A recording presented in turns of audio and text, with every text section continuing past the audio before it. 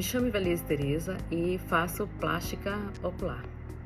Hoje eu vim aqui contar para vocês a trajetória árdua de uma paciente minha chamada Maria José. A Maria José, a primeira vez que ela foi no consultório oftalmológico, ela apresentava uma queixa de inchaço nessa parte branca do olho, juntamente com uma dificuldade para enxergar e, além disso, ressecamento ocular.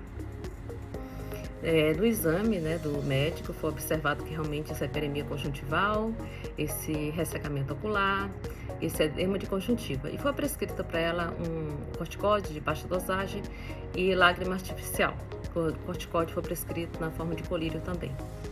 Não melhorando os sintomas ou apaziguando levemente, ela voltou ao consultório médico, onde foi novamente prescrito um outro colírio para ela e um gel noturno para ela utilizar, e mantido o corticóide tópico.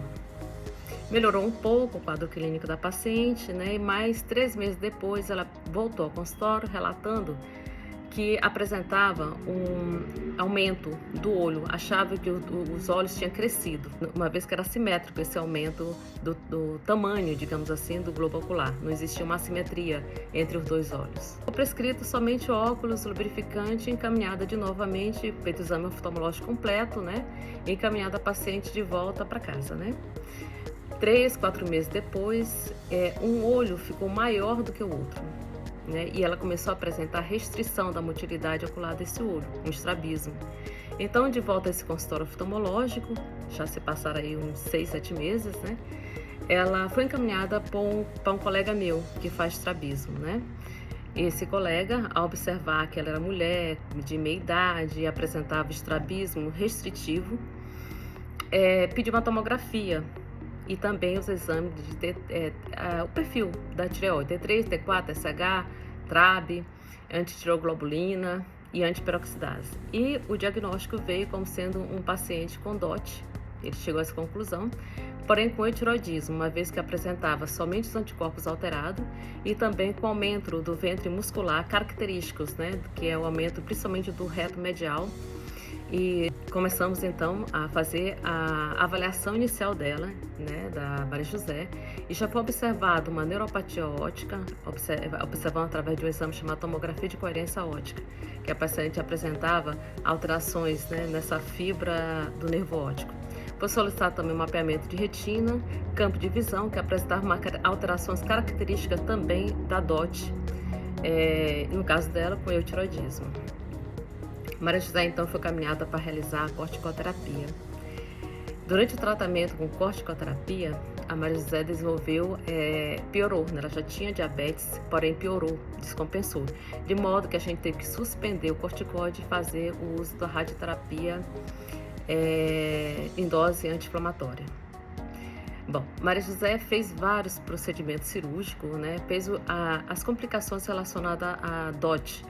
A primeira cirurgia que ela fez, como ela apresentava depois de controlar a doença, a fase inflamatória da doença, depois que ela entrou numa fase crônica da doença, então a gente fez algumas cirurgias nela, eu e alguns colegas. Então, aquele médico do estrabismo que fez o diagnóstico inicial, fez a cirurgia do estrabismo dela, porque ela não tinha mais, a Maria José não tinha mais a capacidade de fechar adequadamente os olhos, ainda apresentava um pouco de proptose, e apresentava também restrição da motilidade ocular devido ao processo crônico inflamatório dos músculos extraoculares que controla esse movimento ocular. Bom, hoje a Maria José, em relação ao estrabismo, hoje ela apresenta uma limitação, então ela não consegue mover os olhos para a direita, para a esquerda, para cima e para baixo. Necessariamente ela tem que mover a cabeça, porque mesmo fazendo a cirurgia de estrabismo, devido ao processo crônico inflamatório desses músculos, então houve uma fibrose muscular. E mesmo recuando os músculos, fazendo tudo que era possível para ressecando o músculo, mesmo fazendo todo o tratamento do estrabismo, ainda assim ela apresenta essa limitação. Então, o objetivo da cirurgia do estrabismo era para deixar ela em posição primária do olhar, ou seja, olhar reto. Então, ela olha reto. Se ela quiser olhar para a esquerda, ela tem que mover a cabeça para a esquerda. Se ela tiver que olhar para a direita, ela tem que mover a cabeça, e assim sucessivamente. ela também fez cirurgia para glaucoma, porque não conseguimos controlar a pressão dela. Esses músculos hipertróficos atrás do globo ocular, eles alteram a pressão do olho do paciente. Então, mesmo utilizando a medicação antiglaucomatosa na forma de colírio, a pressão dela continuava entre 28 e 29, o que é considerado anormal, né? E aí a gente esperava uma pressão abaixo de 20.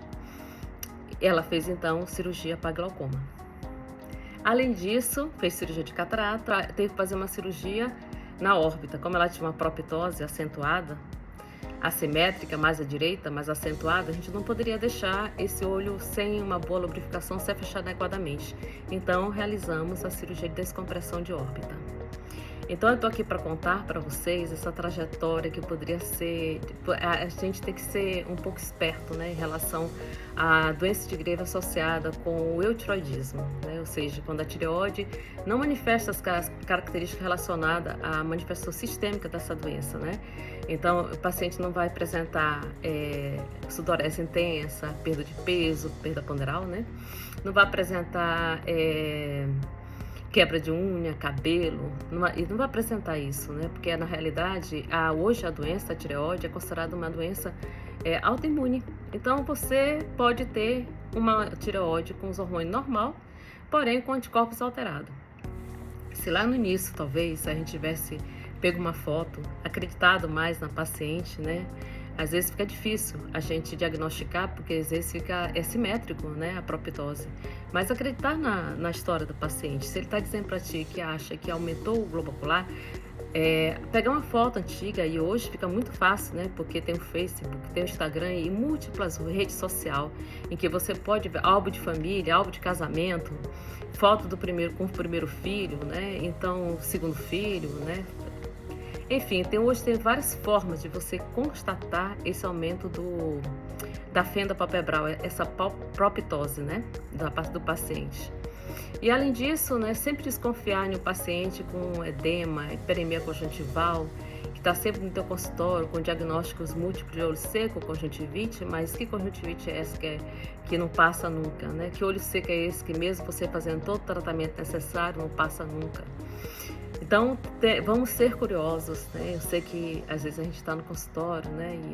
E às vezes está muito cheio, né? E às vezes um ou outro paciente a gente não deu a atenção necessária. Mas eu estou aqui para chamar a atenção dessa doença, que pode deixar sequelas enormes, e assim, meu coração fica super sensibilizado, porque depois de tanto tempo convivendo com a Maria José, com o esposo dela, o que acontece? A gente cria uma certa afinidade, uma empatia por esses pacientes. E é impossível você não se envolver com a história familiar e com as inúmeras limitações que essa doença pode determinar. Não é uma doença que chega a matar, né? Mas chega a cegar.